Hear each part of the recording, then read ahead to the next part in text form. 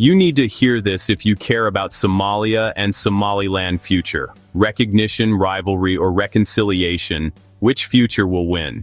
Stay for the three scenarios you won't hear from politicians. Today we're unpacking the question, is Somalia truly one, or are we heading toward two political futures? In 9 minutes, I'll break down history, the current crisis, public aspirations, and the three most realistic scenarios for 2026-2030.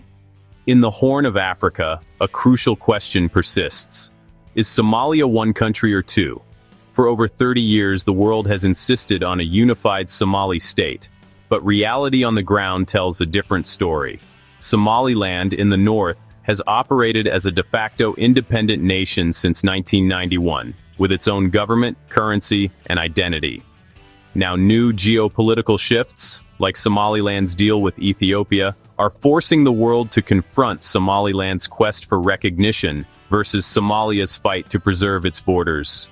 The choices made soon will not only shape millions of lives, but could redraw Africa's map.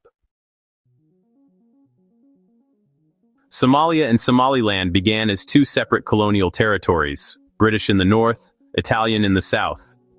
In June 1960, British Somaliland gained independence and was briefly recognized as a sovereign state before joining the South to form the Somali Republic, driven by dreams of pan-Somalism.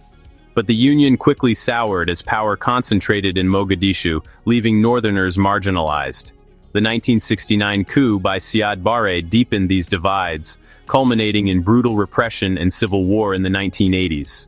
When Barre's regime collapsed in 1991, the North chose a different path. Somaliland declared its independence, seeing it as the end of a failed union, not secession. While Somalia spiraled into chaos, Somaliland built peace through local conferences and disarmament. Over 3 decades, this separate journey forged a distinct national identity in Somaliland.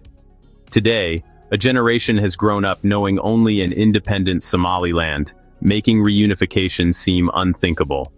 The two regions now stand worlds apart, one mired in conflict, the other forging its own future. Somaliland stands out in a region plagued by instability, blending traditional clan consultation with modern democracy. It has held multiple peaceful competitive elections, most recently in 2024, with a smooth transfer of power that impressed international observers. This stability has made Somaliland a haven for refugees from across Africa and the Middle East, despite its lack of formal recognition. Its government provides security and basic services that remain elusive in Mogadishu. Yet, challenges persist. Press freedom is restricted and clan dynamics still shape politics.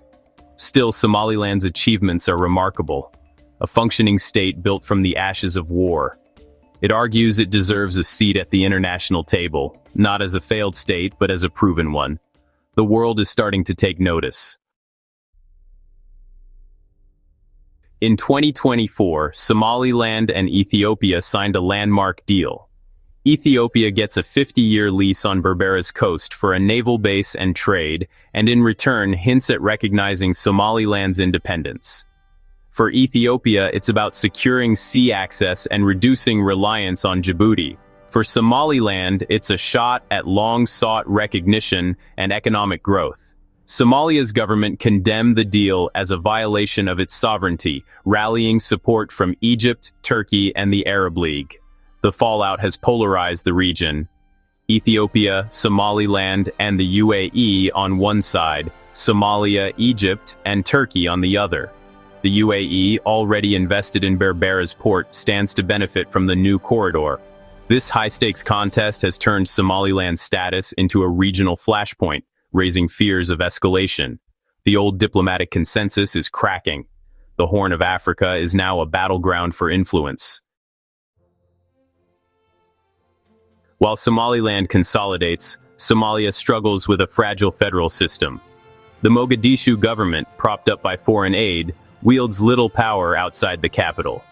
Disputes over power and resources paralyze reform, and the threat of fragmentation looms if Somaliland's actions inspire other regions.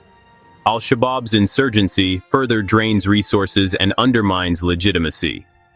The government's authority is often more theoretical than real.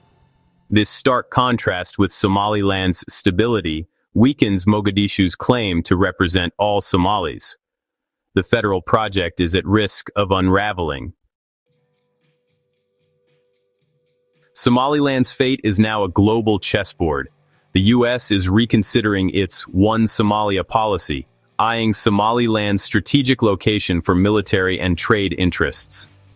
The UAE has invested heavily in Berbera, seeking influence and secure trade routes, while Ethiopia's need for sea access aligns with Somaliland's ambitions. On the other side, Turkey and Egypt back Somalia, Turkey for influence, Egypt to counter Ethiopia. The UK, as Somaliland's former colonial power, faces growing pressure to recognize it, while China opposes independence to avoid setting a precedent for Taiwan. The African Union and UN cling to old borders, but global interests are straining this principle. Somaliland's unrecognized status is now a test case for the future of African borders. The stakes have never been higher. In Somaliland, the overwhelming public desire is for international recognition, seen as the final step in a journey of self-reliance and stability. For the younger generation, reunification with Somalia is unimaginable. Their identity is firmly Somaliland. Recognition would open doors to investment, travel, and global engagement. In Somalia, the dream is national unity and recovery, a strong central state that can defeat al-Shabaab and deliver basic services. Many see Somaliland's potential loss as a national tragedy and fear it could trigger further fragmentation. For ordinary Somalis, daily survival and security matter most, but the unity of the nation remains a core principle.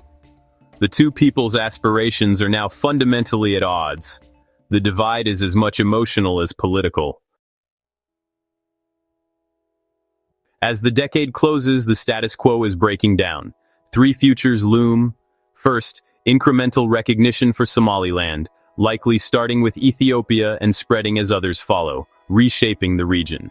Second, a negotiated settlement granting Somaliland near total autonomy within a loose Somali confederation, a compromise that satisfies neither side. Third, continued stalemate, no recognition, simmering tensions, and Somaliland stuck in limbo. The Ethiopia deal, backed by UAE investment and US interest, gives Somaliland its best shot at statehood.